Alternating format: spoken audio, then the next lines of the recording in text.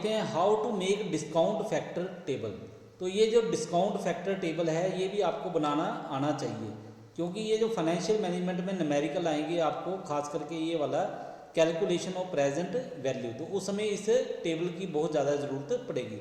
आपको एग्ज़ाम में टेबल अगर प्रोवाइड कर देते हैं तब तो ठीक है, ठीक है। अगर टेबल नहीं प्रोवाइड करते हैं और आप टेबल का वेट करते रहो, ठीक है, तो आपका क्या होगा, टाइम बर्बाद होगा। तो इससे अच्छा है कि आप ये वाला टेबल अपने आप ही तैयार कर लो।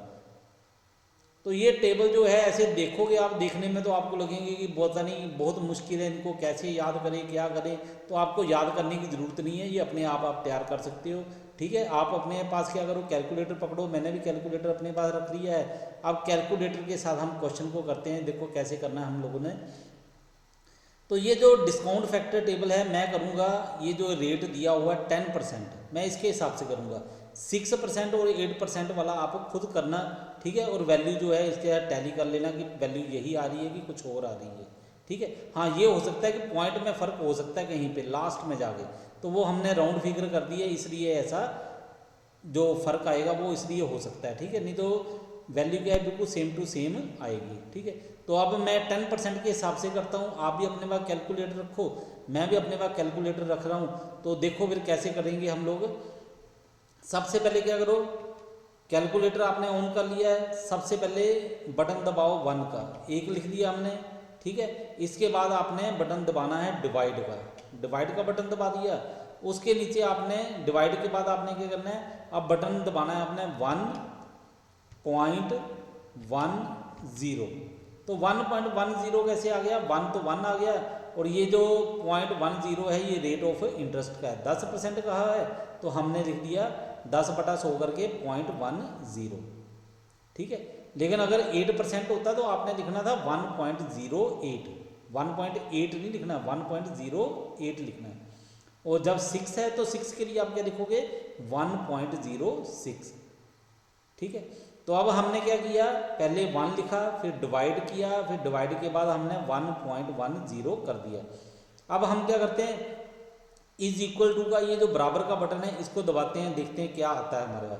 हमने बराबर का दबा दिया तो देखो ये बहुत लंबी फिगर आई है, ये आई है 0.909090909009, ठीक है। तो ये काफ़ी बड़ी फिगर है, हम इसको राउंड कर लेते हैं, ये हमारे पास आ गया 0.999। ये थोड़ा सा गलत लिख दिया हमने, ऐसे नहीं हो सकता है, 0.909 होगा, तो इसको मैं डिलीट करते यहाँ पे लिख देता हूँ, ये आना चाहिए आपका 0.909, ठीक है। इसके बाद अब आप क्या करो, फिर इज इक्वल टू का बटन जो है बराबर का बटन, इसको दबाओ। अब देखो आपके पास कितना आ गया, 0.826446280099। तो आप इसको राउंड करके लिख दो, ये आ जाएगा 0.826। हमने 3 डेसिमल प्लेस तक लिखना, तो 3 डेसिमल प्लेस तक लिख लिया। फिर आप इज इक्वल टू दबाओ, अब आ गया 0.751। फिर इज इक्वल टू दबाओ, ये आ गया 0.683, ठीक है। कैलकुलेटर पे दबाते जाओ, फिर दबाओ बराबर का बटन, अब आ गया 0.6209, तो राउंड कर लिया तो ये आ गया 0.621। फिर दबाओ, अब आ गया 0.56447, राउंड करो, ये आ गया 0.564। फिर इज इक्वल टू का बटन दबाओ बराबर का, ठीक है। अब देखो क्या आता है हमारे पास, अब आ गया 0.513, ठीक है। आगे और भी फिगर लिखी हुई है, मैं सिर्फ राउंड करके बोल रहा हूँ, ठीक है।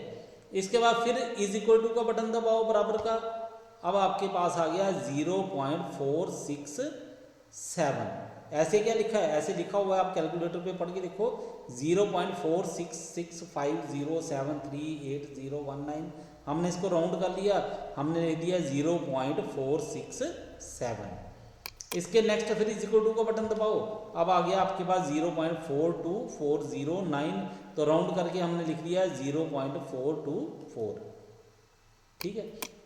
इसके बाद फिर इज इक्वल टू का बटन दबाओ बराबर का, ये आ गया 0.3855, हमने राउंड करके लिख दिया 0.386, ठीक है। इसी प्रकार अगर 11 वर्ष के लिए कहते एक बार फिर बटन दबा देना था, अगर 12 वर्ष के लिए कहते फिर एक बार बटन और दबा दो, 13 के लिए होता तो एक बार बटन और दबा दो। जितने ईयर के लिए कहा है, जितने वर्षों के लिए कहा है उतने वर्षों के लिए आप बटन बार बार दबाते जाओ, आपका आंसर जो है, वैल्यू जो है वो आती जाएगी। ठीक है, तो ये मैंने 10% के हिसाब से कर लिया, 6% और 8% जो है उसके हिसाब से आप खुद करके देखो, और कहीं पे प्रॉब्लम हो तो आप मुझे बता सकते हो, पूछ सकते हो, मैं आपको क्लियर कर दूंगा भी कहाँ पे प्रॉब्लम हुई है आप लोगों को।